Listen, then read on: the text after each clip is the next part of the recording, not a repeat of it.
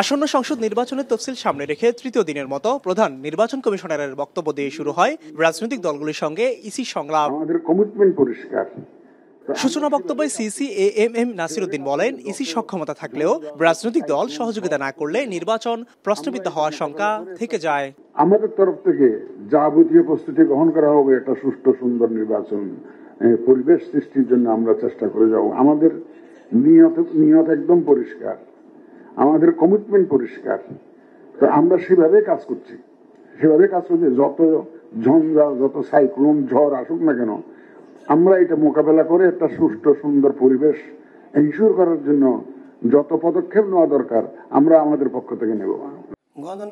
পরে নিজেদের অবস্থান তুলে ধরে পরামর্শ দেন সংলাপে অংশ নেওয়া রাজনৈতিক দলের প্রতিনিধিরা। লেভেল প্লেইং ফিল্ড নিশ্চিত সহ ভোট কেন্দ্রের নিরাপত্তায় নিশ্চিতের দাবি জানান তারা। জনগণ তার পদ্ধতি ঠিক করবে, জনগণ তার পদ্ধতি ইলেকশন বহন করবে। সেই পরিস্থিতি হতে পারলে আমি মনে করি ইলেকশন ঠিকভাবে হবে।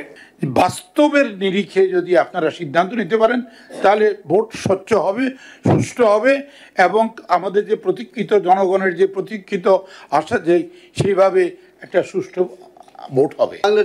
বাংলাদেশে শুদ্ধি অভিযান ভোটের মাধ্যমে হইতে পারে, কিন্তু আমি বিশ্বাস করি মাননীয় প্রধান নির্বাচন কমিশনার যেভাবে কথাবার্তা বলেন আমার খুব কনফিডেন্স হয় যে উনি হয়তো কইরা দেব।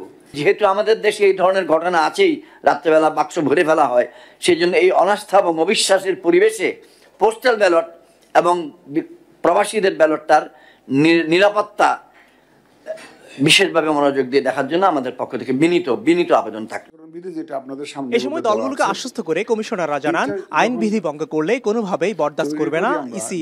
ইতোমধ্যে অবৈধ অস্ত্র উদ্ধার সহ এআই এর অপব্যবহার রোধে রাষ্ট্রের সর্বোচ্চ শক্তিকে কাজে লাগানো হচ্ছে। অনেক দল আমাদেরকে লিখিতভাবে তাদের মতামত দিয়েছে। রাজনৈতিক দলগুলোর সাথে ইসি ধারাবাহিক সংলাপের অংশ হিসাবে 19 নভেম্বর বিএনপি, জামায়াত ও এনসিপিকে আমন্ত্রণ জানিয়েছে নির্বাচন কমিশন। সুন্দর একটা নির্বাচনের জন্য আপনাদের মিয়া আমিরুল, এখন ঢাকা। এখন আপনাদের পক্ষ থেকে